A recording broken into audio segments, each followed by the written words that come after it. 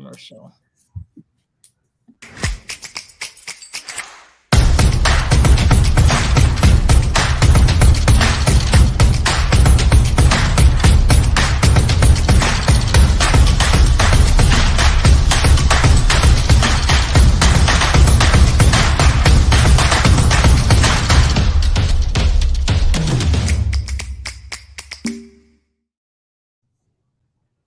Welcome back.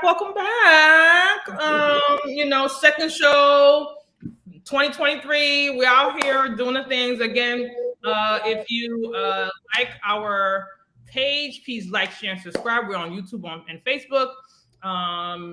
Facebook is doing something different and funky, and we're trying to work out the kinks. So please be patient with us. We were trying to figure this out, but anyway. We have a special guest today. We're so excited to have her here. My name is Narnique Grant, Nikki Grant, Narnique Pierre Grant. That's a bunch of names, but they're all the same as me. I am your co-host for Race and the Races. Again, we created this show, this platform, because we really wanted to talk to our community about the political process. We wanted to get people more involved. We wanted people to, vote, fight for voting, and then we also sprinkle it in with everyday issues that we deal with, and we try to talk about it and how the community can get through that. So we're here. I'm a mom of 5. I'm a community advocate. I'm currently the chair of the diversity committee at the school board.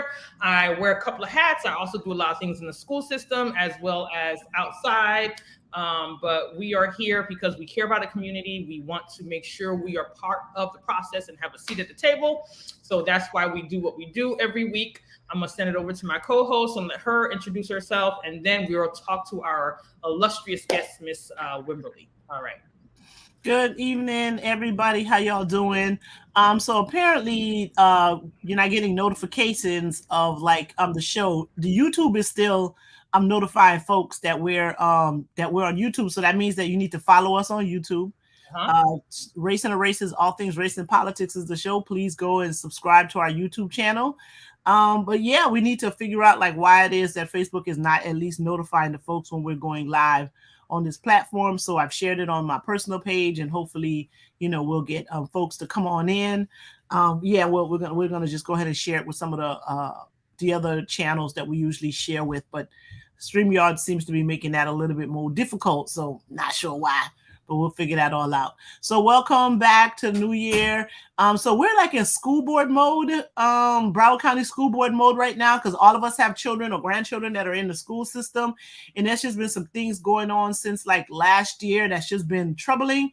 And, and I actually met Aretha. We haven't met in person, but I met her through some of the things that she was posting on Facebook that I really was interested in, and I was like, I like the way she thinks, so let me see if we can, so we exchanged just some communications back and forth, and then we reached out to her and see if she could come and talk to us about it. Because I think from between all of us, she may have the most experience with the Broward County School Board in that, she had children that went through the system. Now she has grandkids. I just have 7th and 8th graders. So, it's fairly new to me. So we need to talk about some of the things that's going on. And I think she has a lot of knowledge on that. So we wanted to give her an opportunity to just kind of talk. We'll ask some questions, and maybe she'll help me understand what's going on, because I'm confused, All right. So welcome, Wimberly. Well, good afternoon, ladies. I am truly honored for the invitation. I am so excited to be here on your platform.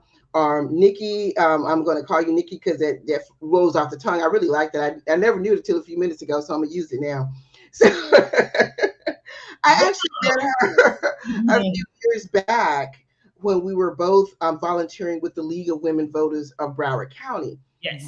She and I both had an interest, even back then, to try to find all of our community partners who were trying to help Black folks and people of color, brown, melanin, Black, colored, whatever you want to call us, African American. They give us labels that makes it more palatable to them. But I'm fine being Black. You know, they don't All have to day, say every it day. anymore. They can stop trying to find politically correct for me. But we were already out there trying to find avenues to raise or heighten awareness about our community's need to be involved in the process, voting, understanding their local government. So we met during that time when she was actually in. We were both being introduced to the League of Women Voters of Yes. Broward County. At that time, I was the community liaison for the unincorporated areas of Broward County.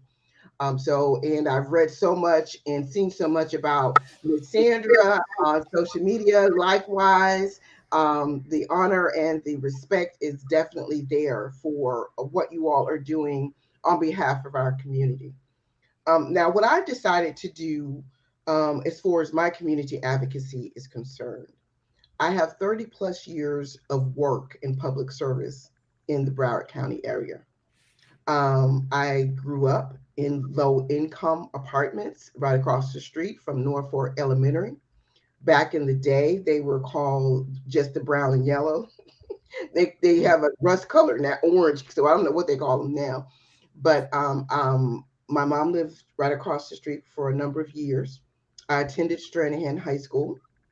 I actually attended Rogers Middle School before they tore it down. It was also one of the most challenged schools in the county, even back then. But they produced wonderful products. Wonderful community members came out of Rogers Middle School as well as Stranahan High School. So I've been in the community quite a while.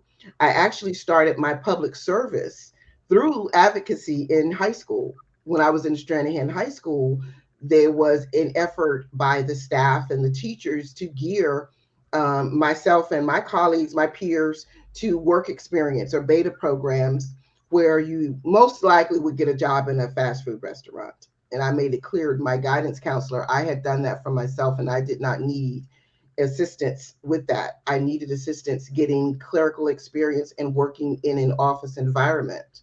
And at that time, they had a program called Future Business Leaders of America. Their first, FBLA. yeah, so Yeah, their yeah, I know about FBLA. Yeah. FBLA. I was That's on right. Milburn. So their first deterrent was to tell me that enrollment was too low and they may not continue the program. Mhm. Now, what I had done is the 4 years of my high school, I spent it planning for my senior year. I watched my grandmother work in a factory as a kid in Georgia. She worked at a pecan factory. I saw the disrespect. I saw the brutal hours. I heard her crying at night because she was literally exhausted. And I watched my mom just be a brilliant woman and not really find the avenue to really make the most of her skills as well. And I said as a young girl that that was not going to be me. I was going to find some place where I could have a different opportunity. And I looked for those programs in high school that would connect me with those opportunities to learn administrative work, to learn office skills, to learn something that would give me an opportunity to do more than factory work or to have people make me believe that those were my limitations. Mhm. So when she said enrollment was low, I went out and started advocating. I didn't know there was a title for it back then, but apparently I've been doing this a long time. I Mhm. gathered my friends.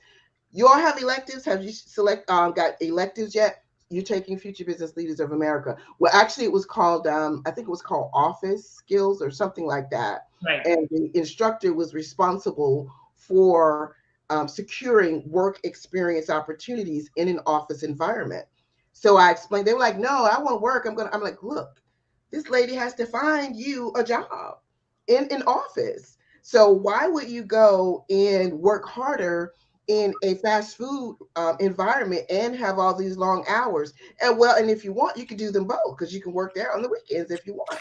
Mhm. So we got the enrollment up, and that led me to subsequently have almost a 30-year career with the city of Fort Lauderdale, working in a lot of different capacities. But the one thing that I always was aware of is our community is always underrepresented when it comes to equal opportunity. I don't care about affirmative action. Once you're in that position, the expectations are different. The criticisms are different.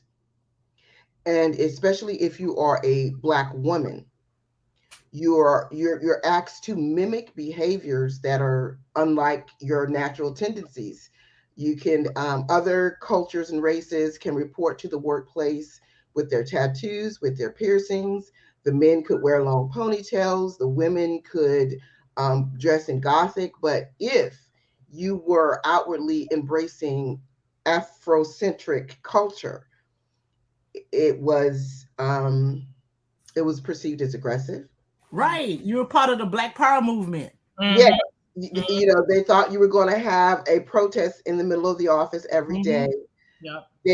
There was this purposeful, how I want to say it,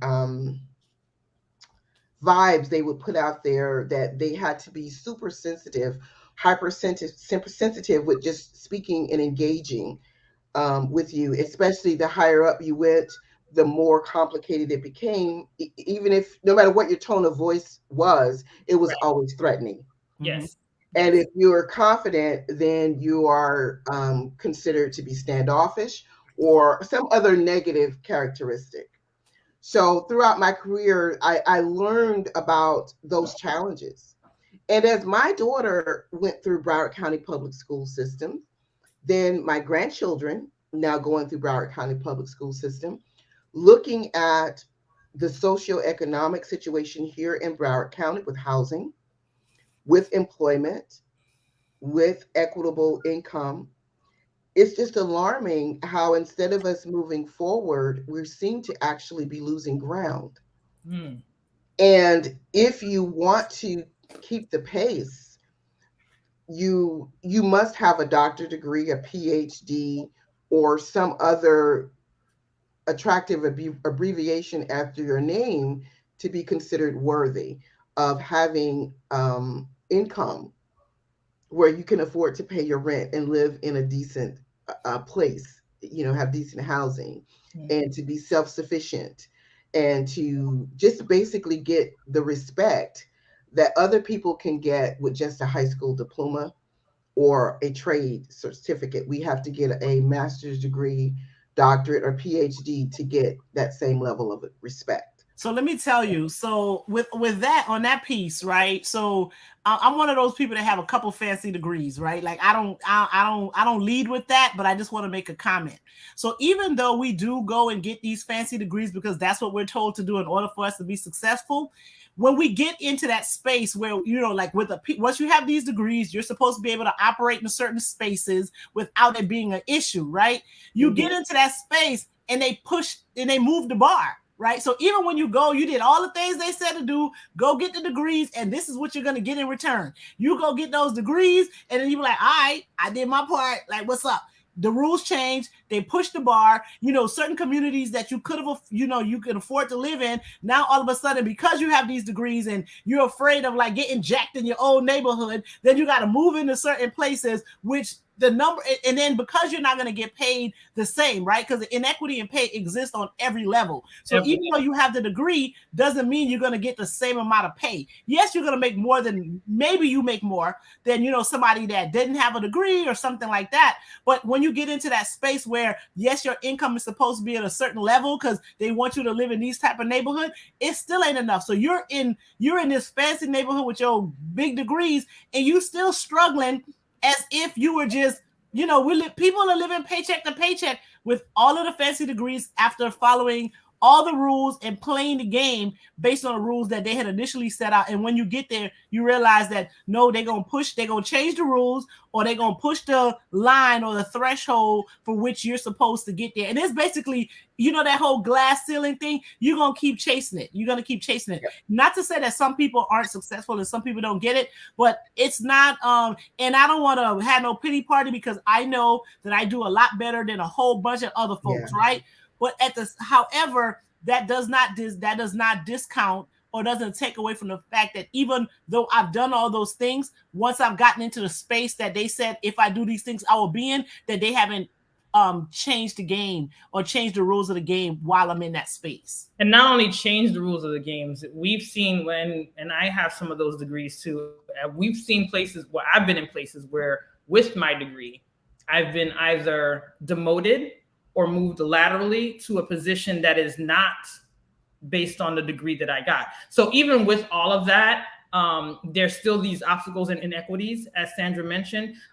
We know that, we see it. However, on the other side, they're basically saying, well, you got the degree, you're at that level where you need to be. What are you complaining about? But what are you complaining about doesn't take into the account all the obstacles they put there. People are leaving, and I think COVID just kind of magnified what people of color, Black people, been dealing with in corporate America. And during COVID, we had to become, we've always been innovative. We've always found a way out. There's something that Sandra always says, out of, what was that you always say, Sandra, out of desperation, something. There's something you always say. There's a saying that you always talk about. She's gonna remember it. But there's I'm gonna think about it. But that's something that Black people have always done. We've always found a way to get to another spot when there's an obstacle created, and especially when we are at the bottom of the totem pole and we feel it the most, right? So we always find a way to kind of pivot and get to a space. So because of that, I think they use that. I think they use it to say, well, you all end up falling on your, falling on your feet anyway. What you complaining about? But what you said is very poignant, Aretha, because people don't realize that even when because we have to do those things, get those extra degrees. Right? I know what you're saying. Necessity is the mother of invention. That's what you're talking about. Mother of invention. We've always been in a position that it's a necessity for us. It's never a luxury, right? And so we have to invent to get to where we need to be. I'm just going to pivot a little bit. You've been very vocal. That's one of the reasons why we really wanted to talk to you. You've been very vocal about the treatment of our children, the system, the school board system, how our disadvantaged communities are being left behind or always being passed up. And I know you've been very vocal. You've been out there talking to the school board members. You've been out there trying to meet with superintendent. You've been out there talking to teachers. Give us a little bit give us a gist of what's going on, what you've seen them going on, and what you think what your message to the community is to the community on how we can be. Don't answer all 5 of those questions yet.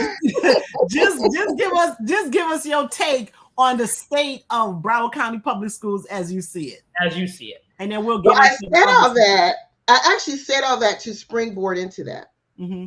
Because we cannot prepare our children for the future knowing what they're going to be facing if they are not getting the foundation right now. Right. For as challenged as we were back in the day, and with the resources that we had and technology not being what it is today, we still were able to get a foundation where we had the basic academic expectations. And as a matter of fact, the poorer your family, the greater the expectation for you to complete high school with a good GPA. Yeah. Okay, for you to pursue some trade or some college higher education, because we understood that was the only way to change the dynamics of our family. That and the military, right, was what the 2 choices for most people from my hometown and my family. So with what we have going on now with the Broward County Public Schools, we are in a state of crisis. I don't think people really understand that this is beyond Democrat and Republican. It is far above any kind of political disputes. It is beyond personality conflicts. Our children are not receiving all that they are entitled to. And it's not because of the teachers. It is not because of the teacher assistants. It is not because the principals and assistant principals. As a matter of fact, things are as well as they are because those people on those school campuses are giving everything that they have to keep pushing forward. The fault and the deficiencies lie squarely within the district. Those administrative executive positions that are failing to provide the supportive network for our teachers and teacher assistant, classroom assistants, principals, assistant principals, those folks on the campus on ground zero with our children. Now, you mentioned something very critical also, the COVID pandemic that created shifts in scheduling and routines and learning stepping stones for our kids. So they already have missed out on quite a bit of some of them, the traditional teaching, especially our ESC students. Our kids in ESC classes really they flourish and learn better when they're kept to a routine and a schedule. So disrupting that when they come back to a classroom, it's the teachers are challenged with getting them refocused again, with regaining that lost ground.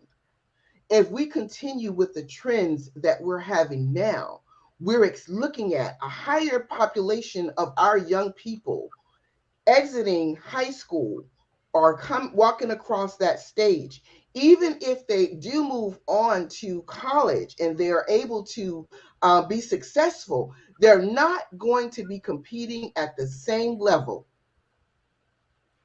as some of our neighboring school districts, and definitely not at some of the private schools that are where you see there is a white flight from Broward County Public Schools. The majority population in Broward County Public Schools are minority students. I don't have those exact numbers, but I do apologize. I looked them up. But the demographics of Broward County Public Schools is shifting to Yeah. brown and So black. we have heard that it's a minority majority County. county. I don't like the word minority, but I'm gonna go ahead and just use it for this purposes. I don't like that word at all. But it is more people of color, non-white folks that live in and go to school in Broward County. And that's absolutely the case. So now that causes you to wonder if maybe that's why some people are comfortable with dragging their feet on getting our classrooms properly equipped and staffed. As I said, I decided to do what I could to be a part of the solution.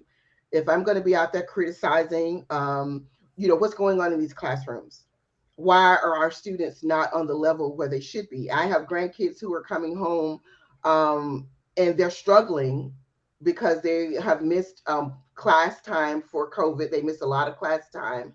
I also have grandkids who are on one of the spectrums. So they are high functioning, but they still have their unique challenges. And I'm saying, okay, well, wait a minute. Why didn't they do this in class? And why aren't you getting this additional assistance? And the more that I looked into it, the more that I found out about what was really happening on our campuses and our classroom environments. I learned what, if there's anybody who should have an S on their chest, it's teachers right about now. They may not be delivering all that we want them to deliver, but let me tell you something. As a teacher assistant, that I decided to go into the district as an employee. I'll apply my skills, do what I can do. I go in, I am now there. I'm going to share my personal experience, just maybe to try to help bring home what I'm trying to say about the challenges. Back in November is when I started the interview process to go in as a teacher assistant. I was actually being recruited to be a teacher, but I have too much respect for the profession to feel that I can just jump into that. That's another reason why we have challenges, because, just hiring folks just because they have a degree out of desperation, all you're doing is no. Teaching is a profession that you need to really have a talent for. And not just in education, you need to have a talent for that. So I went in as a teacher assistant. 2 months down the line, I finally am given a start date. I've been on camp. I was on campus for an entire week and still had no ID badge. Security breach. Entire week. Okay.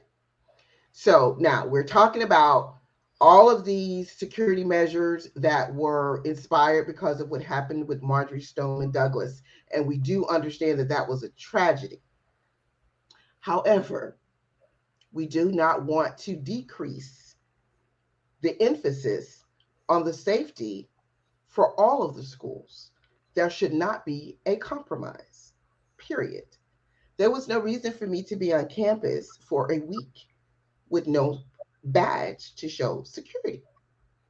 Okay, then I'm in my second week. I still don't even have an employee number. I don't have any confirmation of what I'm earning. I have not signed any benefits package yet. Do you understand what I'm explaining to you? This is not on campus. These are things that are beyond the school's control. The district is out here, the superintendent and the board members are going from meeting to meeting, making all of these proclamations about how they're recruiting and they want the very best to come to Broward County. What professional is going to be interested in coming to an organization and 2 weeks in they haven't even signed up for benefits yet?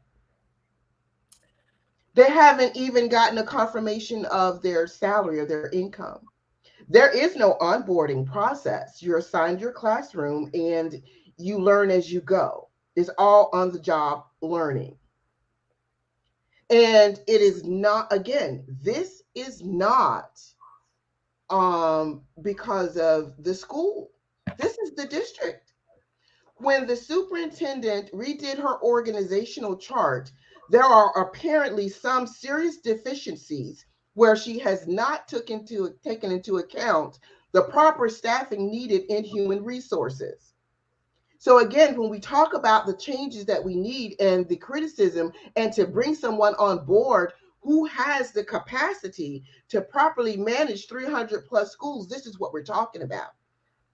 You cannot assess the needs of the district and actually properly staff these departments so that you get rid of these backlogs and bottlenecks. You can't even bring people on board.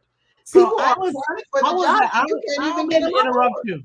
I don't mean to interrupt you, but I was at a meeting where, and I think I've heard this a couple of times in a couple of different spaces, but I know in a meeting I was in last night, they were saying that they've hired or they're in the process of hiring an agency to assist them with the human resource, like a staffing agency or some outside company to come and help them with what's happening in the human resource, because they're, also trying to hire, speech and language folks, and they can't get through the resumes as fast as they need to. So they've hired additional support to assist them with that. So why are we now seeing these bottlenecks and backlogs? These are her changes.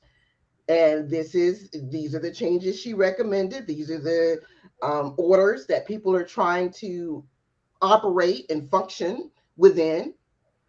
So instead of going back and acknowledging that those changes were not appropriate and beneficial, eat some humble pie and go back and correct it. Stop being too proud to say that, okay, when it came to these HR functions and processes, I may not have had the best plan. Because if we were not experiencing this before these changes, why are we now investing in an outside outsourcing instead of professional development from within and putting people back in those places where they were actually most beneficial? That's effective leadership. Mm-hmm. It is not in going out, securing yet another contract, another bill, investing that money outside of the district when you can invest in the people already on board, put them back into those positions where they were most beneficial. Eat some humble pie and just admit it was not a good idea. Because that's what's going to work best for the schools. Right. Until those schools are able to actually onboard these folks that are in these hiring processes, many of them which will probably move on to another job opportunity. Because let me tell you something, the offer for $15 an hour to be a teacher assistant in an ESC class, and the 2 weeks that I've been there, and I'm there because I want to do this. This is something that I'm personally committed to do.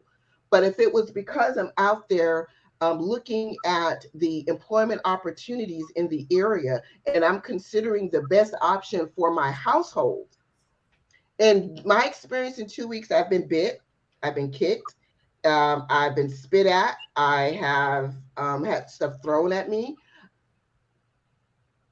And it's not because of a downfall of the students, because that's what we're there for, to help them through these challenges. This is all part of the process. They deserve professionals who understand the need for patience, empathy, how to redirect, how to properly correct them, how to not take it personal, how to help those children learn the coping skills in their space. But you're not going to attract that. You're not going to attract that with this plan that she has right now. Mm-hmm. You're not going to attract those. And the thing is, that's why you see headline after headline about folks that are with our children who should not be, because right. You're desperately hiring people because you've created an environment. The district, under superintendent's leadership, Cartwright's leadership, has created an environment where the talent acquisition cannot onboard the type of professionals our kids deserve. And all of these excuses that they're making, it causes me to wonder, if the demographics was different, would there be a higher priority on getting this stuff done correctly? And just from what you said you dealt with in the last 2 weeks, I don't know if I would have went back to work the next day. You know what I'm saying? Like, people spitting, kicking, all of this kind of stuff. That's not for any and everybody. People are like, listen, and I'm not saying that there should be there should be a number or a salary that makes that worth it, because who wants to go to work and get physically abused unless you're a wrestler, boxer, one of those types of things, right? That ain't what you signed up for necessarily. But yeah, so that's all, like that's a place for a lot of turnaround. There's a lot of people are gonna come in and be like, nope. It's a lot of turnover. The word they use, turnover. That's a lot of. It's gonna be a lot of turnover. A lot of turnover and transition, and that is because exactly what Aretha said. You can't really start. And again, Sandra, you made a good point. It's not really about how much money and what you're going to be taking in, but you want to be able to provide a competitive package, right? Other districts are doing that competitive package that people know what they're going into, because the package is competitive, right? And not only that, but you also gather the experienced person to come in and be able to execute the job to the best of their ability and to the best of what they're working out for. Sandra and I had this conversation about this organizational chart. We weren't pleased, number one. Number two, Sandra made a very great point. You just can't come into a company or come into an organization and then change the chart and the organization without having a conversation with the employees and the staff. When you just come and you say, this is what we're doing, you don't massage it. You don't try to come in. I think Sandra made a comment a couple of months back that usually big companies will have like a meeting. Yeah. Especially when you're going to do something drastic, you don't just do it. You got to, even if you don't get buy-in, you got to at least explain it, right? And oftentimes they bring in professionals that do explain that, so everybody, so they can get feedback, know how people can do it. And even if they don't like it, at least they understand why it's happening. This lady just rolled up in there and just do it. I mean, if she took her first class in an MBA program, they'd have been like, nah, ma'am, that's not how you do that. Especially when you're making like a big change that's going to affect people in all different types of ways, in terms of what their titles are going to be, how much money they're going to make, and all of that. When you're going to make those kind of big changes, you have to let people know what that looks like, and that's it. You got to explain it. You can't just go ahead and do it. You try to get as much buy-in as you can. You're going to realize that you're not, but you bring people to come in to just make that transition just a little bit smoother. And one of the other things companies do too is that they have that conversation ahead of time and say, listen, this is what's going to happen. This is what it's going to look like. Are you okay with this? Or if not, here's your severance package. And then you can make those kind of decisions, right? Mm-hmm. And I think if they had given some people those options, said, listen, this is what we're going to do. We would like to keep you here, but if not, this is what we can offer you. And then, let that person make that decision. What I heard happen was there were some people who they just found out that they were fired, right? Like they just went into the office, like changing codes and doing all kind of stuff. And it's like, what are you doing? Like that's not how no one does that. And what they basically said was, either you take this or you're going to get fired or something to that effect.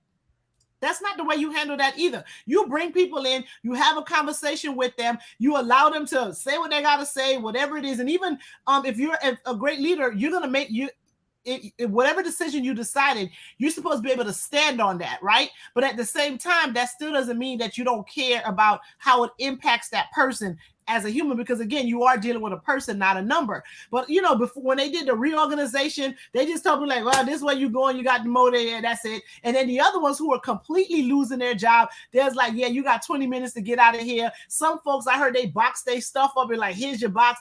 And listen, I don't know, I wasn't there. That's just a word on the street. And even if that's not the case, the fact that people are willing to say that is how that happened shows that there's a problem with way the leader of the Broward County Public School handle this whole transition, and it's absolutely problematic. It's absolutely problematic. And the superintendent piece with this transition and this organizational chart is not the only problematic issue. The problematic issue also is the school board members not holding the superintendent accountable for such a drastic change.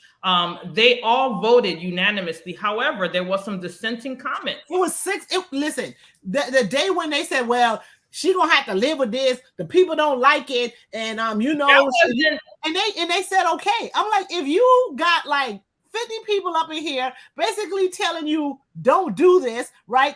You guys know it ain't the right thing to do. And this is before the DeSantis appointee. So we're not even gonna, keep trying to act like it was the DeSantis. No, this was before them. Those ladies sat up there and was like, they were like, yeah, I don't like this, but you're gonna have to deal with this heat yourself. Like, really? You gonna just go ahead and just do something that's disruptive just for what? Right? Like, no. And there's no checks, and that's supposed to be checks and balances, right? Because one checks off with the other. And the fact that you can sit there as a board member who can make a decision and say, this ain't working for us. We ain't gonna do this. Board, right? You are not doing that. You sat there and you made dissenting comments, and then at the end, you voted unanimously. Anyway, and then the other thing that they did that was interesting, right? So part of one of the reasons why she said that this organizational chart was gonna be good was that it was gonna save money, right? So while everyone's saying like, we don't like what you're doing, she can't even show you how it's really about to save no money, and then you still say okay to this. I mean, and they didn't even push. They didn't even push her to get where the savings was coming from. That's what irritated me the most, is that the board members didn't say, show me in writing where we saving the money at. Show me. What I think the superintendent really, one of her biggest failures is she fails to understand that she is the conduit. She is the conduit between the school, the district, and the board. She is supposed to connect and have them work intertwined harmoniously. Instead, what she has created is an environment where the communications between the schools and the district is just totally dysfunctional. It is just completely dysfunctional. So much so that if a principal hires somebody and they've selected a candidate, this principal can't even feel confident to say, this is when you will receive your welcome packet. This is when you will receive confirmation of your income and your benefits. That is that's leadership. That is leadership. She is responsible for that, because if you do not properly onboard people, what you tell them from the very beginning, you're not as valuable to us.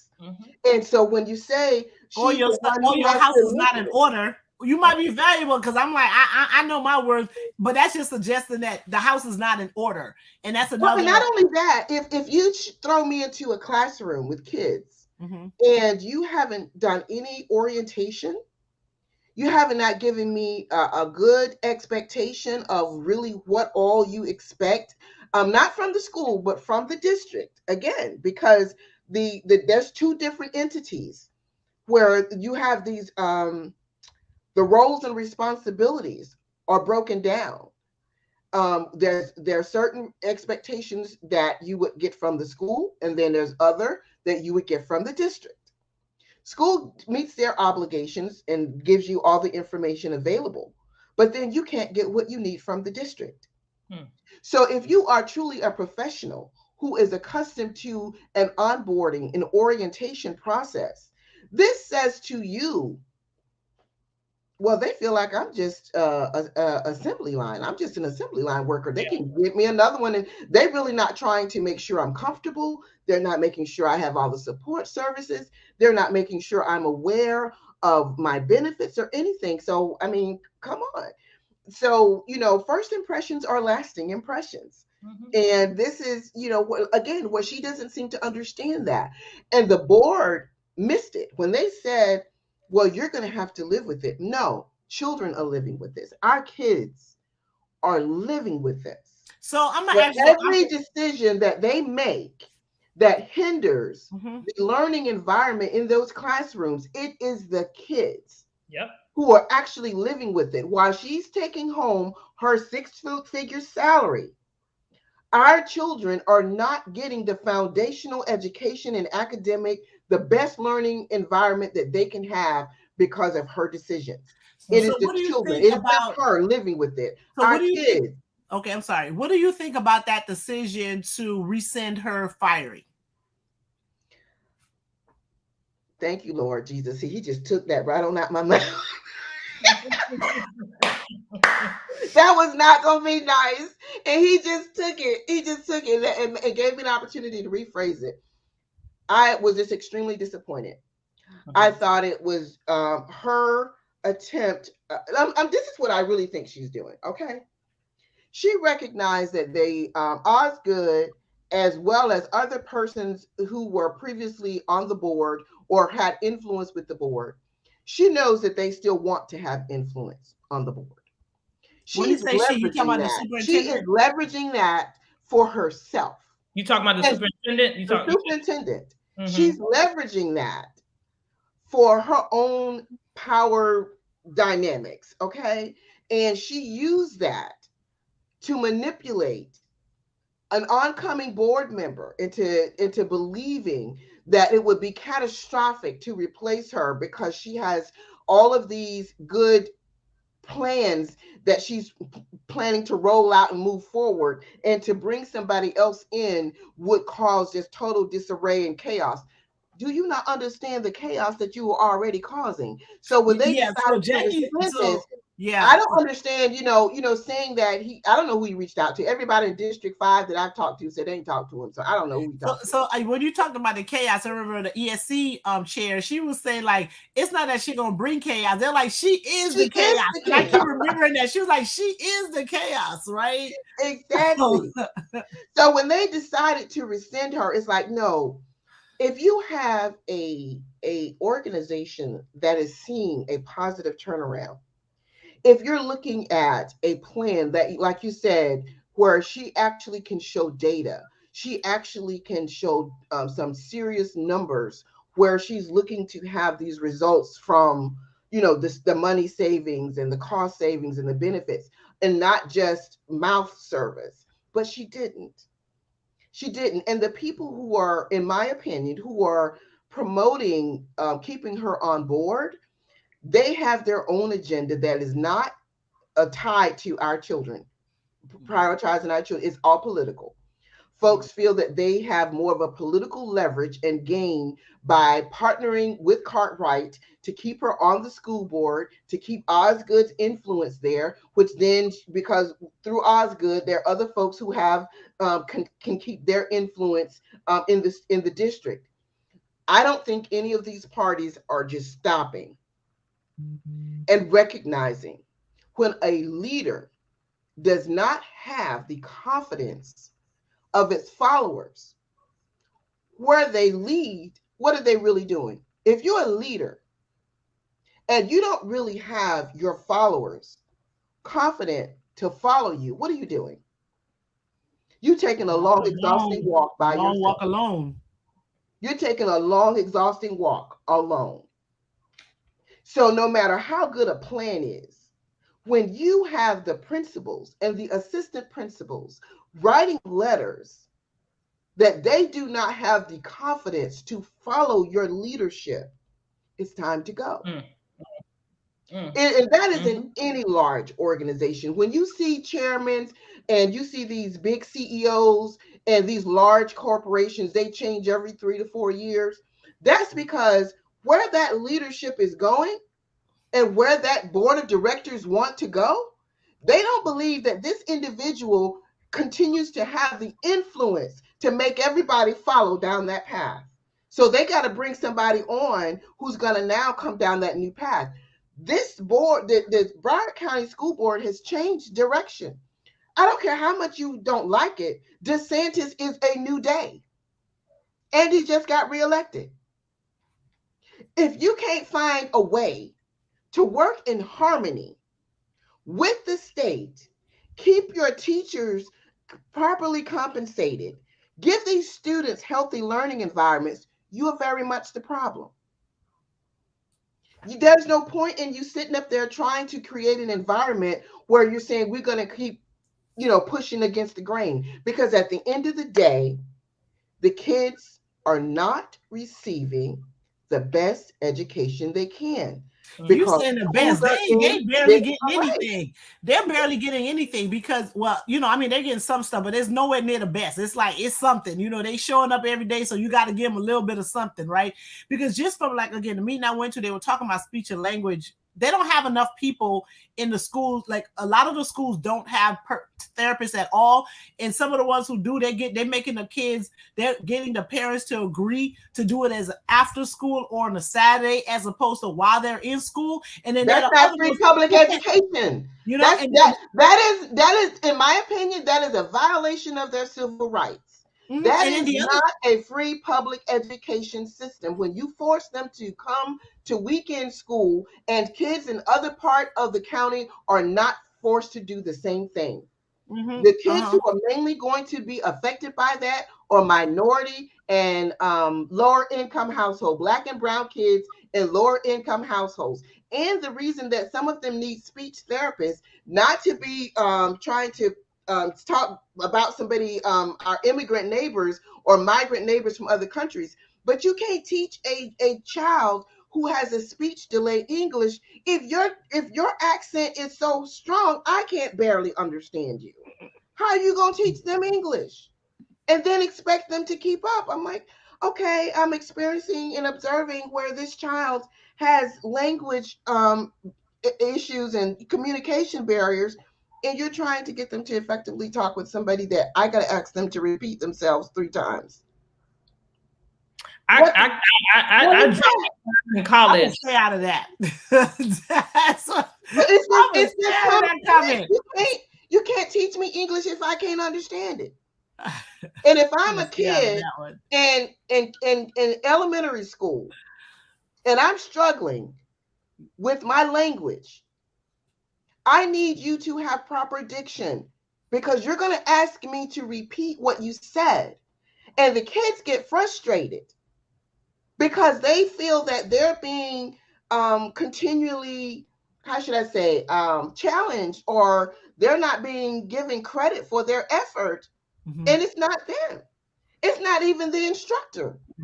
And so you were saying like going to after school and Saturday school is not part of getting a free education. That's better, because some of the students can't get it till the summer. They're like, well, you will come to summer school and then we'll do. And I'm like, first of all, you cannot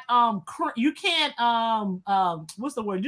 Cram. Remember, like when you had finals, you did the cramming and you tried to learn the whole year worth of stuff, the whole semester worth in 2 nights. You cannot cram speech and language therapy in 4 weeks. Like that's not even how that whole thing works, right? So I'm like, y'all gonna do it in the summer. What that mean? Because like 4 weeks of that is not, I mean, I guess it's better than nothing, but then even when you do the 4 weeks, you're gonna have another 6 weeks of nothing before you go back to school, right? So I'm just frustrated with the whole fact that these things that we're talking about, Aretha and Sandra, these are the most important things, and that's not what's being discussed at the school board meetings. No, they don't get there because they're worried.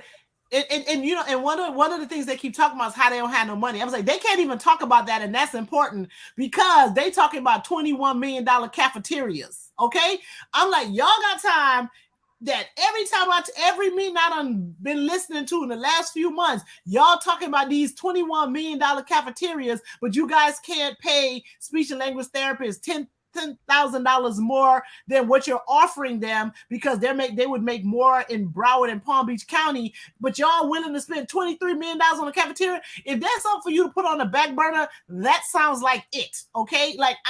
Listen, because if your product isn't there, like if you don't got students that's gonna be coming to school because they all dipping and going to Palm Beach and other places and going to charter schools, who gonna be in your $23 million cafeteria? Nobody. Okay, so like if you want to put just like, you know what, let's put a pin in this, right? We need to get some speech and language therapists for the next 4 months in this school. This whatever, how much $1 million y'all asking us, if we add $10,000 to those salaries, we can get these folks to come into Broward County. That sounds like what you want to do. So okay, I'm not a finance person. I don't know how to budget in the school board work. So somebody gonna tell me, or someone's gonna say, well, that money is set aside for building fund and you cannot use it for academics or whatever. So they got some whole damn story about like why this can't happen, but maybe y'all need to find a way to figure out where you're not spending so much money on the building fund. Okay, because y'all messed that up too. Got $800 million, now it's supposed to be $1.5 billion. Y'all messing that up too. So forget the building fund. Y'all can't manage building.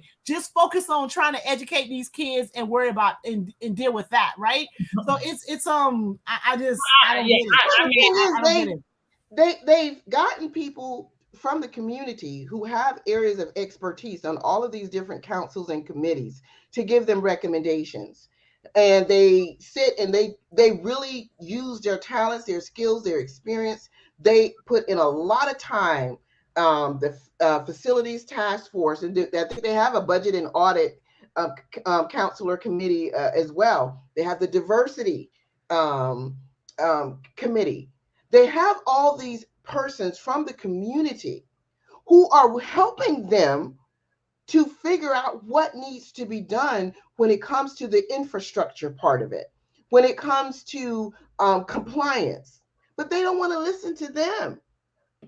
And that's what they're supposed to be there for. So you can invest more time making sure that the kids are getting what they need in these classrooms. You have these committees so that you have expert people that you ain't even paying. You're not even paying these people. Free. You got these folks who are giving you expert guidance, and they're showing you on pen and paper. And exactly. The superintendent, the deputy superintendent, the finance people, they all go to the meetings and confer with the committee. So why aren't you taking these people advice? Why are you still going back doing whatever you want to do and it's not working? Yeah. And at the end of the day, you still spend an entire board meeting talking about everything except our kids. They don't talk about the kids. They don't talk about everything. They did talk about the kids one time, because with the deaf and hard of hearing population, so they were able to get some measures in place because apparently they were having like fire drills. Okay, I should have left. They're having fire drills with sound for teachers and students that are deaf and hard of hearing. And it took them like 5-8 years to get this. Say, well, can y'all get us one of them things that scroll the words across? What my understanding was like that, in fact, is happening. But how that took 8 years for somebody to be like, oh yeah, we need to do this. I think one of the things, if you, and I'm pretty sure, Aretha, you've seen a few of the board meetings. The irritation for me, and I've been saying this to Sandra, or what vexes my spirit, is every time staff comes, oh, we got to get back to you on that. Oh, we don't have this information. We got to get back to you on that. Oh, so where did you think you was coming? Did you not know that we have a standing meeting every month? Where did you think you was coming? That right there is a pet peeve for me. That's that. The second thing is the board will sit there and say, well, we're disappointed disappointed with this, and we don't understand why this is. I mean, like at some point, the pleasantries have to stop. Stop saying one thing that's directive at staff, and then try to soften it up by saying, well, then we appreciate this. Don't do that. The bottom line is there's too much minutia in the district. Period. Now, let me say this. They over there doing that gentle parenting. We ain't got.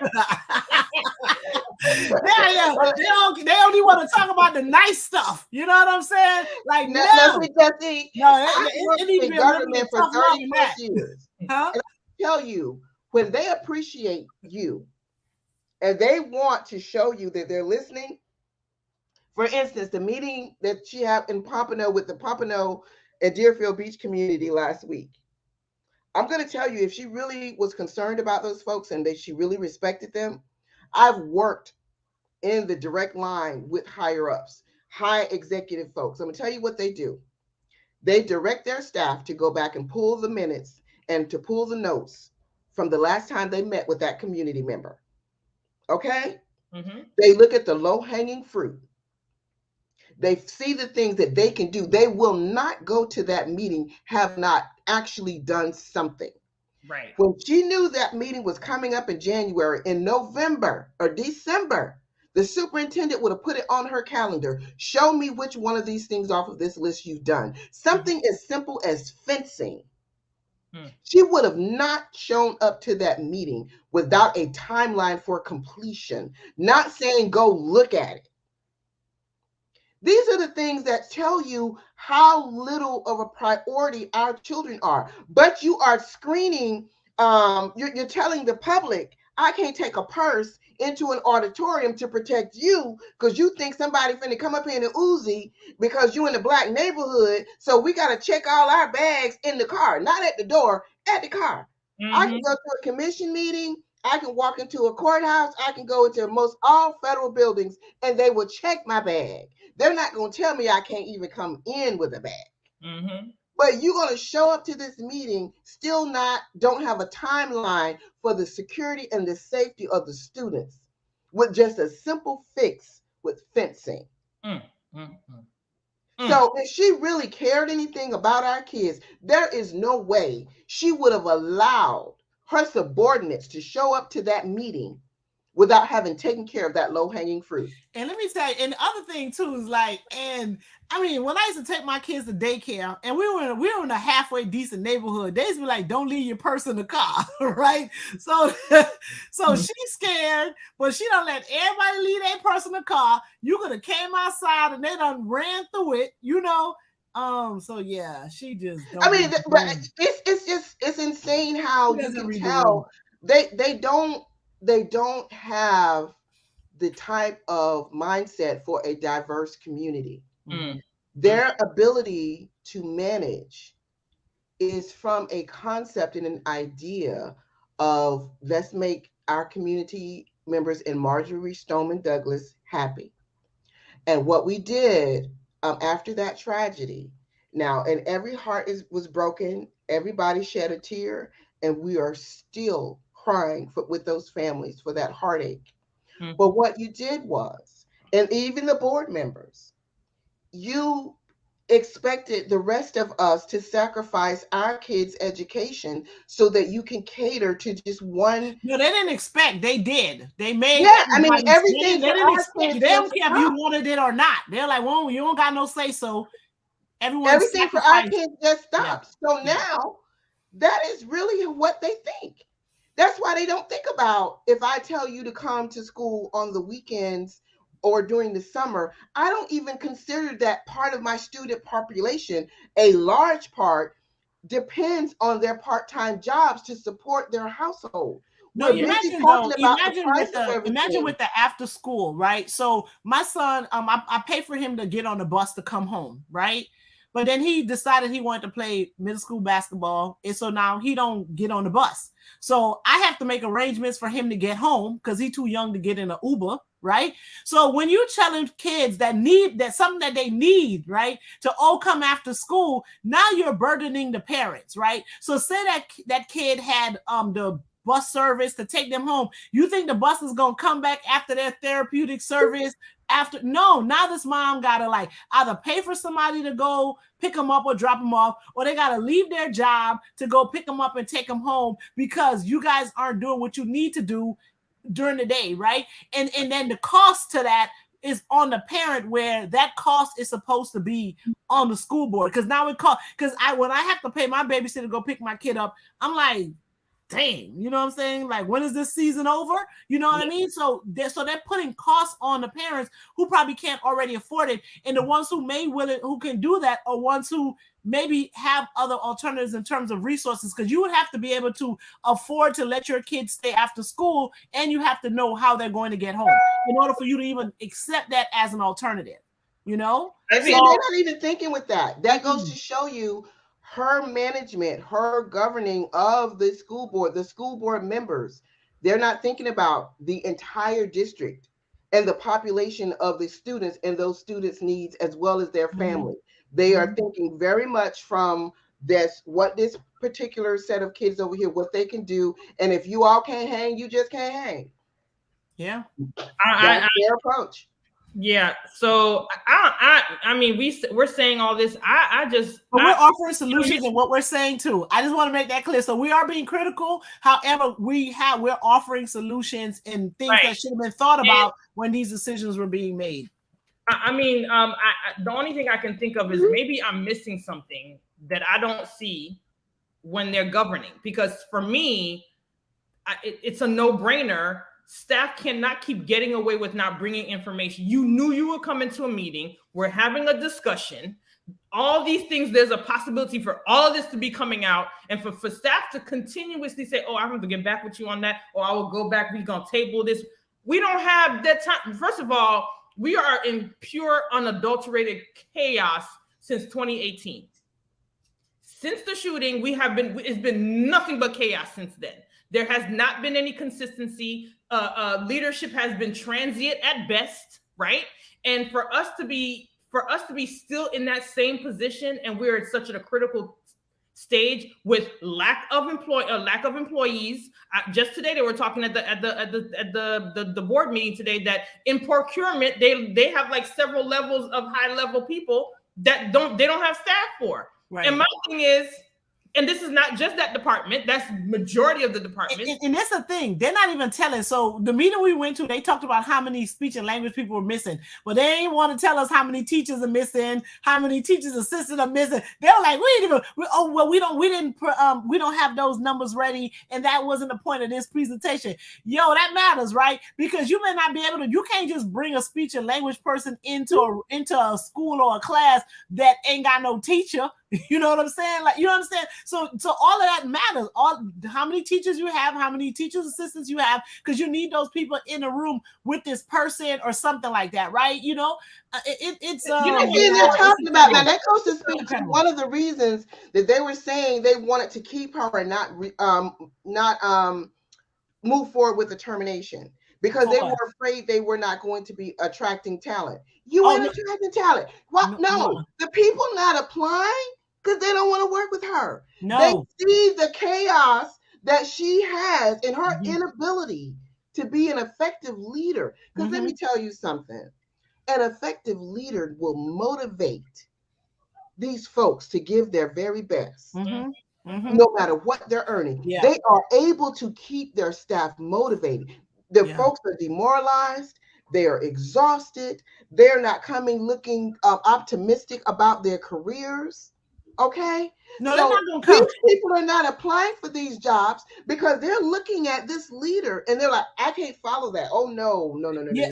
Because I remember one of the meetings, she was like, I heard what I heard and I saw what people were saying about me on Facebook. I'm not a racist. I'm like, what? Well, that's why you need to respond to that. There's a problem. Yeah, and how old are you? What are you doing? This Saturday, they said they're having a job fair, right? And then one of the comments was made that they're having a job fair. This is Saturday. Oh, it's Saturday. This Saturday. That's the thing that irritates me, right? Because Aretha said that she was recruited back in November. She just now was able to start work. why are you having a job fair if there are willing people who are, why does it take so long? That's number one. Number two, how is it that you have an employee with no badge in the school and y'all keep pushing? They give kids punitive punishment when they don't have yeah, their they were trying to give my daughter detention or something. They sent some slip I'm home just saying, she come without her ID the next time. It's gonna be something. If you're gonna punish that's the baby, the district now, mind you. That is the district. I'm just saying That is the district, and it's not the staffing. This is her plan. People need to understand that this is her leadership in action, and you are right now cannot process the onboarding of applicants who's already been interviewed, offered a position. They're still in a backlog. I still don't have an employee number. I still can't get a laptop. I still haven't signed up for benefits. I'm still waiting on all that. But you're going to have a job fair this Saturday. Where is your capacity to onboard these people? And that's why I keep, and I've gone to two meetings and I've spoken in 2 public forums. Listen, the outside agencies gonna help them. Aren't you listening? They got the outside agency coming. Why are you talking about old stuff? I don't. Why are you? You know talking they got about the outside agency. I just told them this last week at the meeting. I said, I told you guys a couple of months ago at another meeting, you got to do something with your HR. That you're not going. And see, look, let me tell you something. People who are professional, onboarding matters. Mm-hmm. Onboarding matters. If you don't properly onboard them and make them feel that they are a welcome and appreciated member of the team, they're going to walk right back out that door. Because guess what? Especially when you're dealing with students, and I tell my daughter this all the time, every stress that you're going through, your child is going through it. Mm-hmm. And they're going through it without the adult mental capacity to process it. So they're going to have more anxiety trying to deal with the day-to-day life than you are. Even if you just moving from one place to the next. You ever notice why I'm moving and now this is when you want to act crazy and you doing this and you out of place because they're dealing with everything in your life. So now imagine these kids, everything that we're talking about, they're experiencing it too. Mm-hmm. Mm-hmm. And the ones who have diagnosed, I don't like to call them disabilities or disorders. I like to call them challenges or maybe some communication barriers. But imagine them coming into these spaces and you have a teacher who's overwhelmed without the proper resources, because when one of them has an episode, the entire class has to shut down. Mm-hmm. If she doesn't have a qualified teacher assistant to help her, because they are physically having an episode. And you've got to deal with that, and you can't just assume, that you can do all these corrective measures, because we still have to understand that we also have to stay within the policy of how to give correction. Yep. Then that leads me to another thing. When you have these teachers who are communicating to the district, okay, there's another learning environment that is better for this particular student.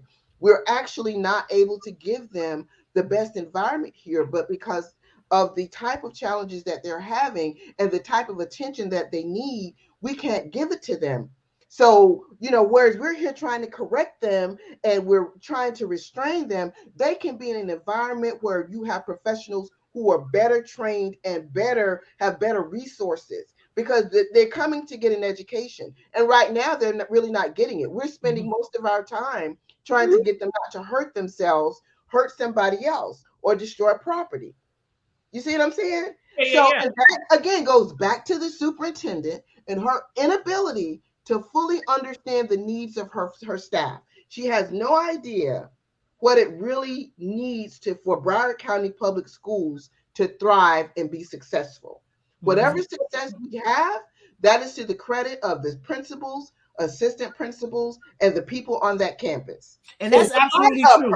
Because I know a couple of principals. I know like a few principals, even the principal at my daughter's school. I know he was one of the ones that got caught up in her nonsense or whatever. And I'm telling you, he is like amazing. And he's one of the ones that there's no job that's too small for him and no job that's too big for him, right? And sometimes when I see him doing some of the small jobs, I'm like, this man got all of this knowledge, all of this information, and he out here directing traffic instead of helping with the management of the school district. You understand what I'm saying? So I could see, and I don't think she realized the consequence of what it is that she did. Like, you know, what it is that she did, you know? So yeah, it's that's when you change things the way that she changed them without really assessing the talent, without doing an organizational, assessment and really working with everybody. Now, I've worked for government before where we've had pay study changes, we've had position changes, and we've had to work through the union. Non-paying union members had an opportunity to participate. Paying union members had an opportunity to participate. You had a diversity of different departments come in and tell you and share, whether it was through a survey or it was through some kind of committee, but they brought much of a broad spectrum of everybody to the table before they implemented one change.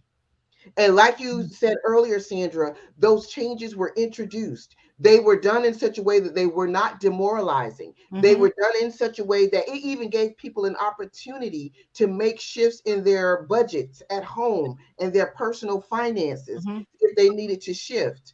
And I know we need to start wrapping up. But Nikki also mentioned something earlier about the pay and the things that the teachers are subjected to, how you can't really pay them for that. Look, almost every other profession in government, if they're placed in any type of environment that could be physically dangerous, they get hazardous pay. Yeah. So the teachers do need to be considered for the physical hazards in their environment because they love kids and they love this profession. That doesn't mean you take that for granted, and that doesn't mean you depreciate the value of what they bring. Because without them, I mean, what is our society going to be? Yeah, what is it going to be? What is it going to be without good teachers who love our kids? And our kids deserve that. So yeah, we need to. And so that, what is BTU doing? She loves the superintendent, but do she love these folks who paying their union dues? Can you say somebody we're gonna bring you back and then have a BTU talk because I'm like, you representing the wrong group of people, sweetie.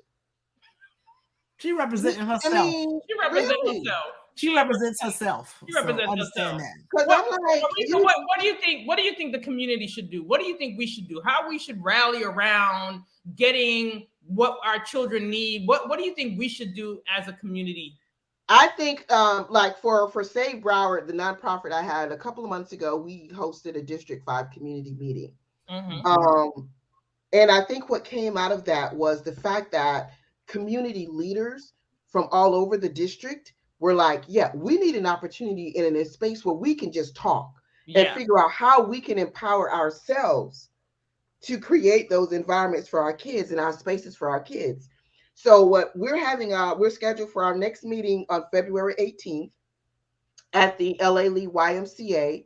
And we're asking for all those persons in the community, any district within Broward County Public Schools who wants to come together and do exactly that, Nikki, figure out how we can strategize to use our avenues of influence to make the kind of changes, despite whether she stays on board or not. This is one of those things where we got to just take control.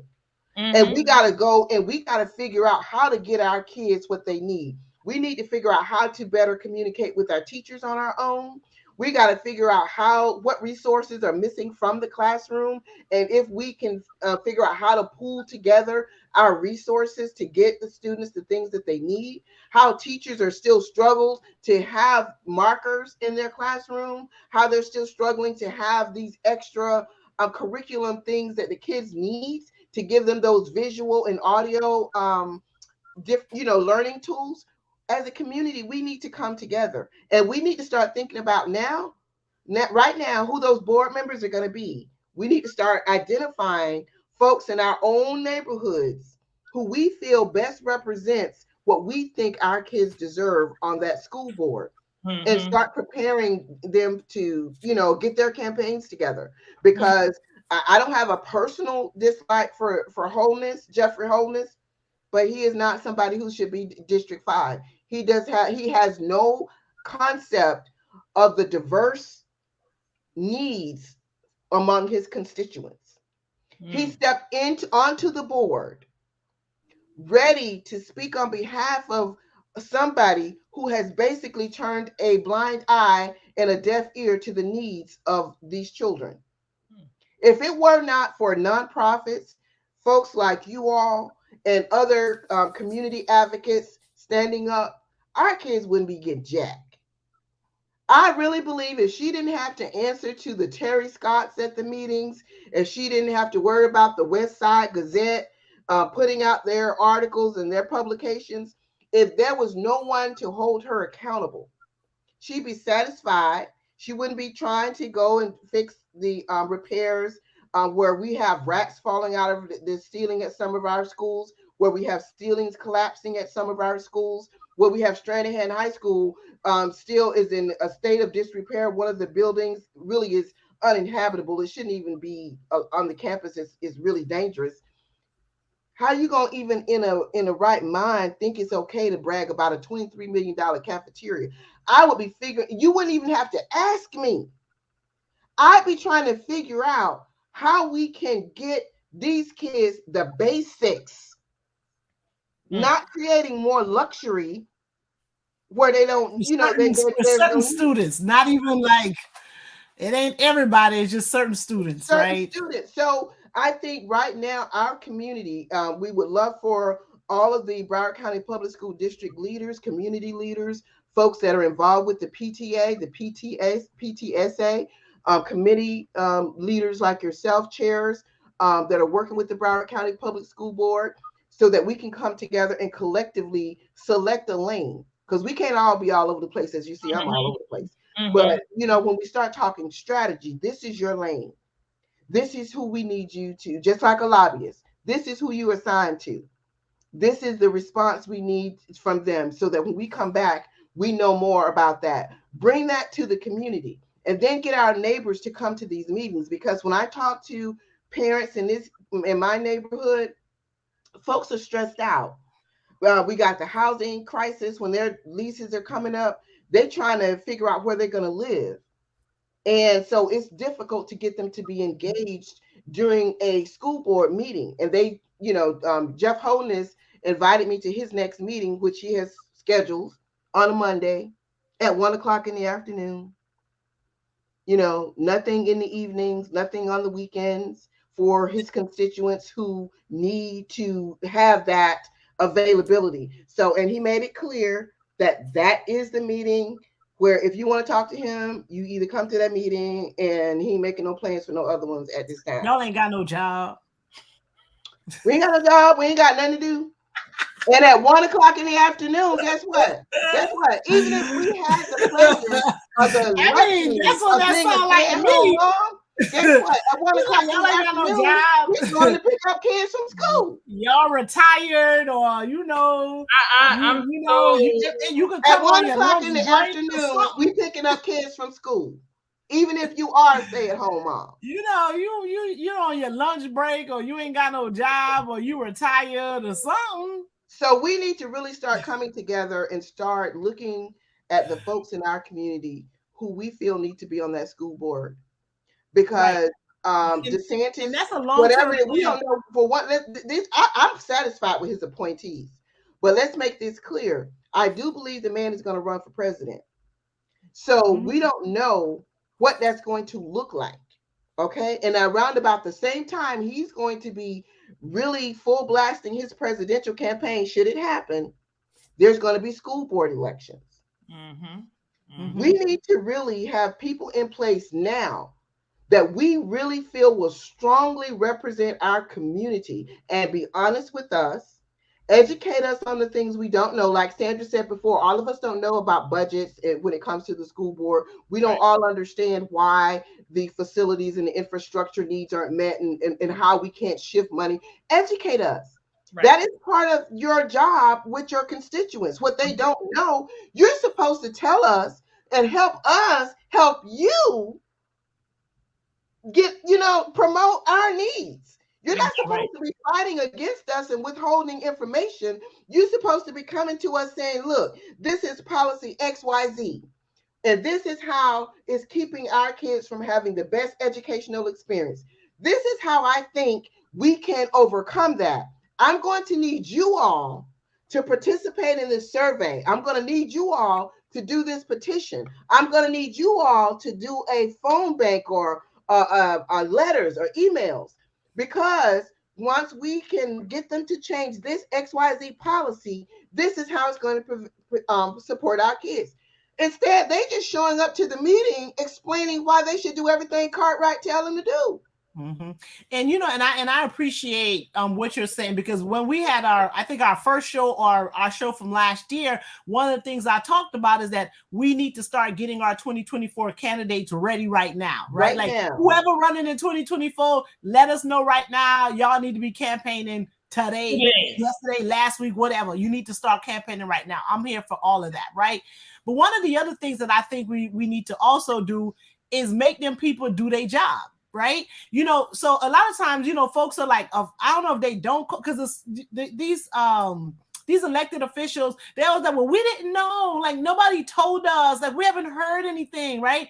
We really need to tell folks, like, call your school board member, call all of them. There's an email address that sends, if you do an email, it goes to all of them, right? So we really need to start telling people, like, listen, we don't think this lady needs to be, the superintendent anymore. All y'all email all of them and let them know how you feel and why you feel that way. Just the same as if someone thinks she should be able to keep her job, email them and tell them that too. So then, we need to really make an effort to try to get them to get them to do the job they were hired to do. And in order for them to do that, they really do need to hear people's position. Even if they're going to do something different, at least now they can't say, oh, well, no one ever said anything to us. We haven't heard anything. What are you talking about? That needs to happen, because I think if they start feeling that fire, they're going to have to do better, right? Because no one says they're not going to accountable for anything. People who emailed before, and because it wasn't what they wanted, they didn't want to read out all of those negatives. They decided not to even share it. They decided to not even share the public. But at least we know that's what they're doing, right? Like, so that's important. We need more Tory Austins, because what Tory will do when it's, Tory will go back and fix it in such a way that, I saw you overlook that, but I'm going to ask you this question, and you're going to have to present that information that you were trying to leave out. Mm-hmm. We need more Tories on that board. Yeah. One, he knows the protocols, okay? Mm-hmm. He knows how the board is supposed to be administered. They can't pull a fast one on him in that regard.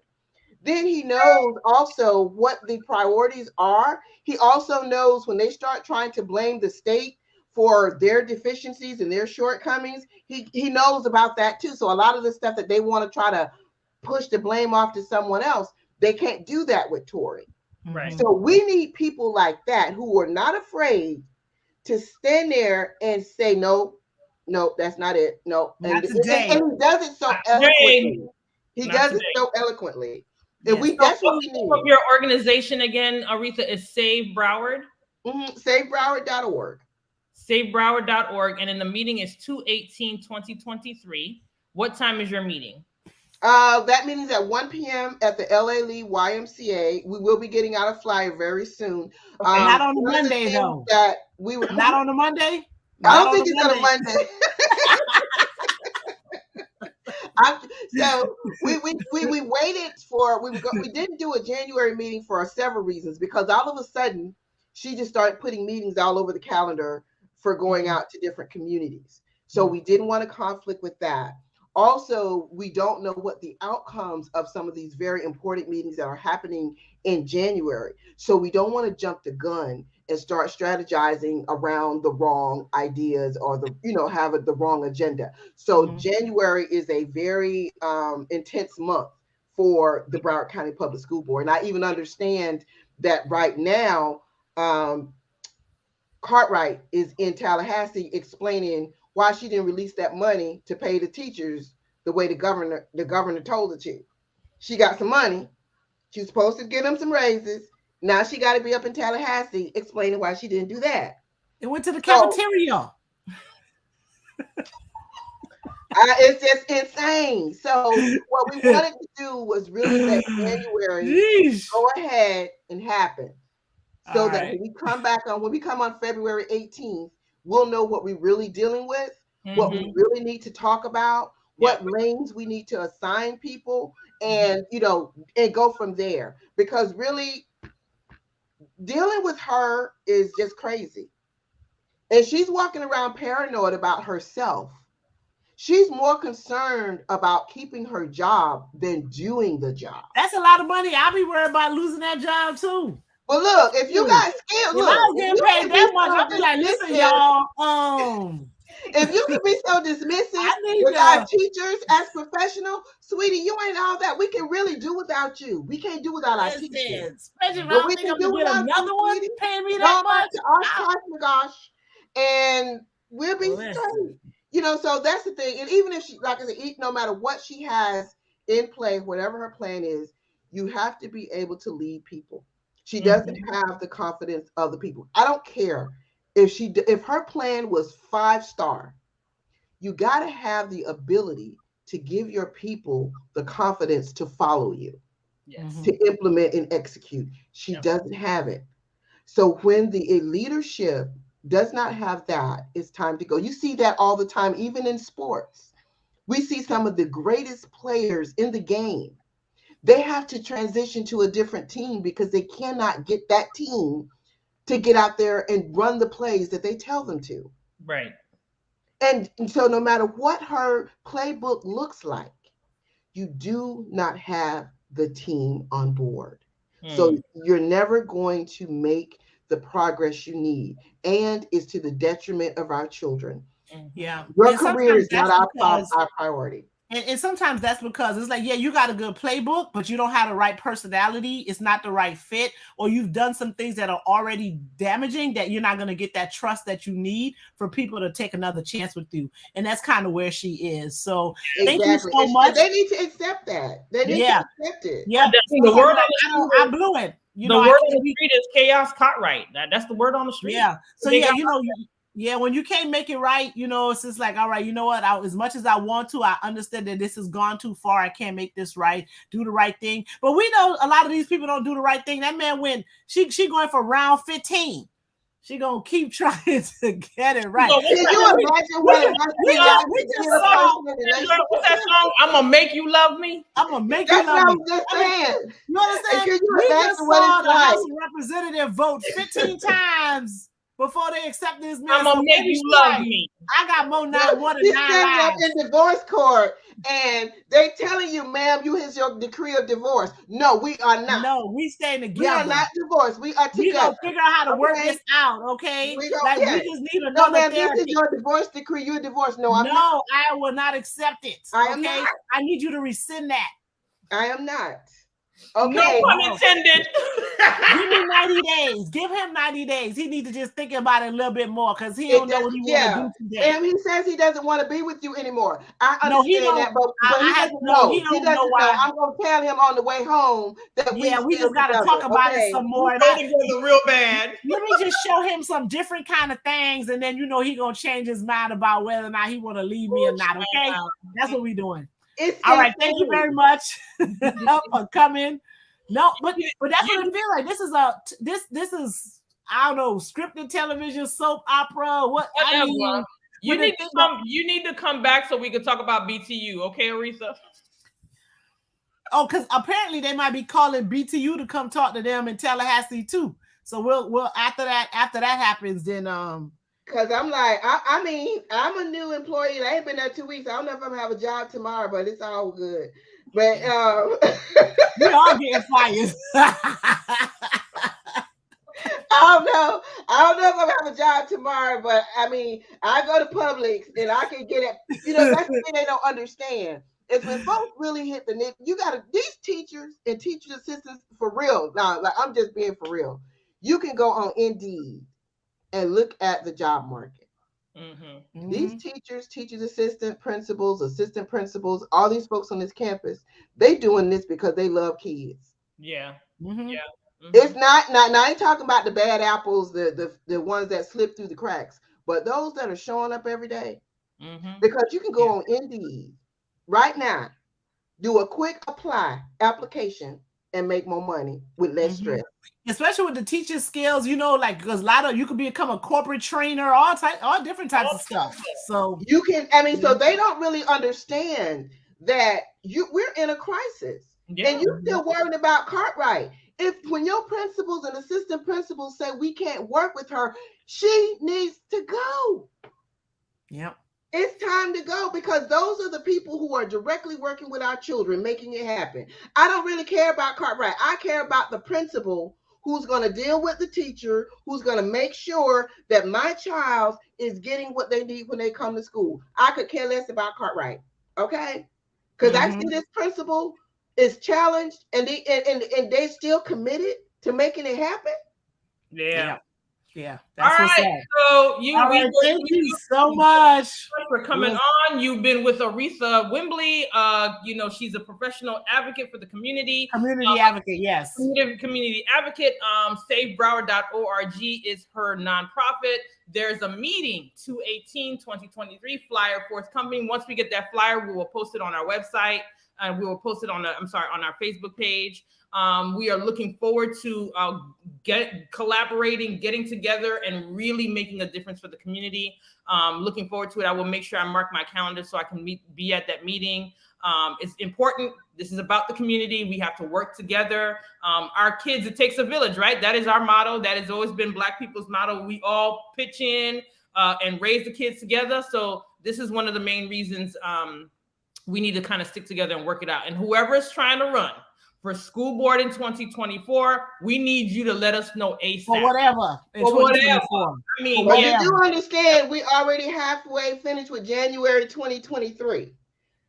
So we need, if you're interested in running in 2024, please come on the 18th and start learning about the diverse needs in your community. And need to slide into our DMs now. Just go ahead and slide into our DMs now.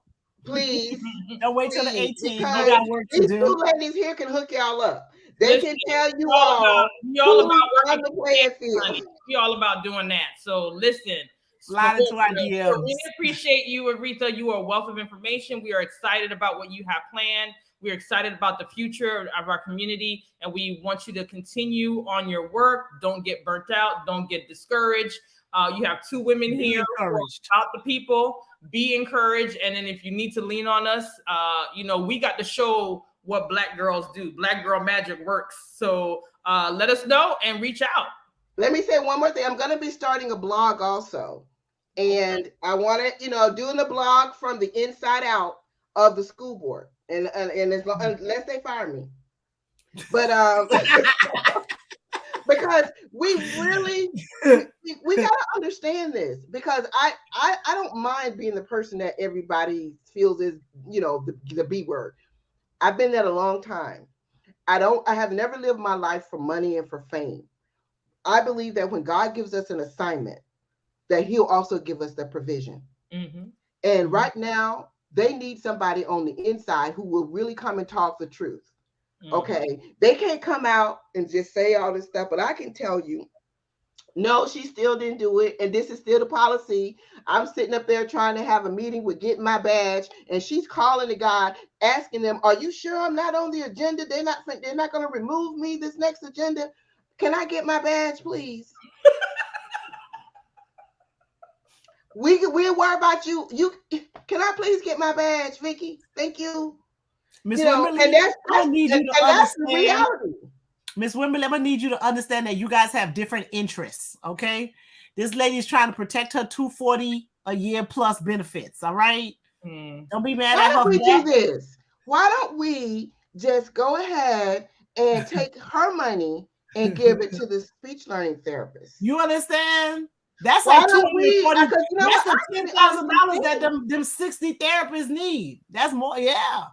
I honestly think we have people on board who could do her job successfully, and we go ahead and transfer that money to those speech therapists for our kids. Hey, beat West Palm so they can come on and get what these kids need. All right, y'all. So we'll see y'all next. But I do want my job, Vicky. Don't fire me tomorrow. I need mine too.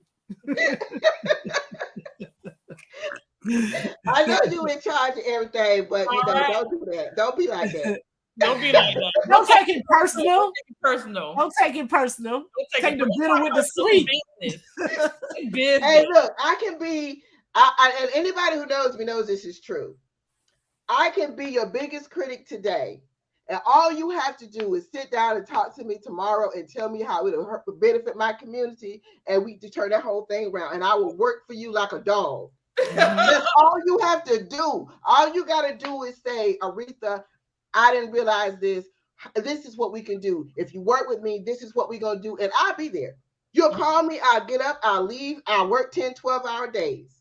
Yeah. Because I'm not just a critic. And I think you ladies are the same way. Yeah. That we are open to work with anybody who will help our community. Right. If you will, the same way I sit here and I say all of my criticism, that's the same way. If you say, this is what we can do together, I'll be there.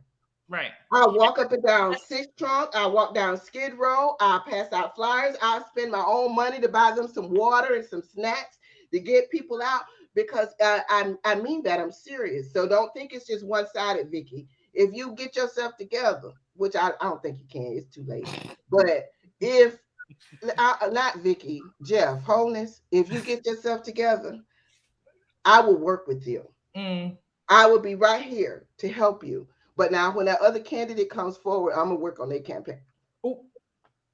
I'm just telling you. Okay. But you there now, so I'm going to work with you now because that's what my kids need. Right. So I'm telling you right now, we need somebody who's strong. Like at the meeting in Pompano last week, for instance, you got Cartwright in the middle, Rupert over here, Hickson over here, and before they can say anything critical of her, they're apologizing. Well, I'm going to say this now, but I want you to know it's not a put down to the superintendent, and I'm not trying to throw any shade. Do you understand that she worked for you? What are you doing? This lady worked for you. What are you doing? Your constituents are watching you cower down before you even give them. That's that gentle parenting I told you that they doing. You know what I'm saying? That's that gentle parenting. My mama was like, my mama gave it to us wrong. That vexes my spirit every time they do it. I can't tell you how much. And that tells you right there why it's so important for our community members who are interested in the school board to please come on, step forward. You got folks who will help you with those campaigns. Let us know. We'll start educating people right now what the issues are, where your positions are, what your solutions and your proposals are. Because look, we ain't got time for people to be apologizing. I want my grandson to grow up and walk out of that school system with everything that he's supposed to have. I want my granddaughters to walk out of that school system with everything that they're supposed to have. Not no half-ass welfare plan left over. Okay, I don't want. No. And that's exactly what they're offering us. They're offering us this welfare plan of education. We can't afford to mess around and find out. We can't afford to mess around and find out. We can't. We don't have that luxury. All right, so meet us on Twitter. No, not Twitter. What am I talking about? Meet us on Instagram. We're going on our Instagram live so we can wrap up this great conversation. And we'll see you next week. We do have a special guest next week too. We're just gonna make sure that we confirm, but we're gonna put out the flyer. And it's someone you know, Aretha. Hopefully you'll watch us too. And we'll get some more information about the school board. Yeah, awesome. Thank you. I need this for everything you're doing for our kids. Thank y'all so much. And believe it or not, I do watch y'all, and I do know something's wrong with Facebook because I be commenting, and I know y'all don't see me. Oh, we don't. I don't. But now you know that now I can see now it's working for me, Sandra. So I've been sharing it. So I've been working. Good. Shared it to a couple of other groups. So we're excited. Now I'm going to be able to see if you do come on it because I don't know. So it's decided to work. So we'll see you on the 18th of February. Once you get your flyer out, we'll post it also. Looking forward to that, and then we're looking forward to our next our next show.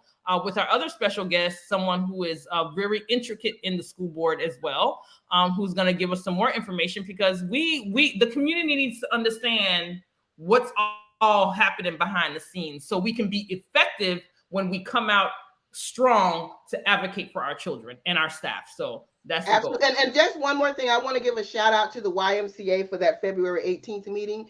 They are generously giving us the room as well as offering some refreshments. So they are definitely also partnering anything that is promoting the education and the system of the community. They're right there. So I just really want to give a shout out to let you all know that the YMCA is definitely helping us come together as a community, not taking political sides, not saying a yay or nay. They're not giving an opinion, but they are giving us a space to have the discussion. That's beautiful. That's beautiful. Thank you so much, YMCA. Which YMCA is that? The LA Lee YMCA Mizell Community Center. Beautiful, beautiful, beautiful. Shout outs to the YMCA. We appreciate you being part of the community and providing resources for the community to make us better and help us to push our advocacy forward, right? So thank you so much. Meet us on the next flip side on Instagram. And thank you, Ms. Wimberly, for coming. We really appreciate you. It was a great conversation. We're going to have to cut this video a little bit because it's long, but we're going to make it happen. But we appreciate your time and we appreciate your advocacy and we appreciate that you are in the school system and you are working for the kids and you are putting them first. And you are an example of what our community needs. And we're happy that you are in this space. And we look forward to hearing your blog when it comes out. And we will help promote that and support you. Thank you, ladies. Thank you all. Thank you. I appreciate it. Have a good night. Good night.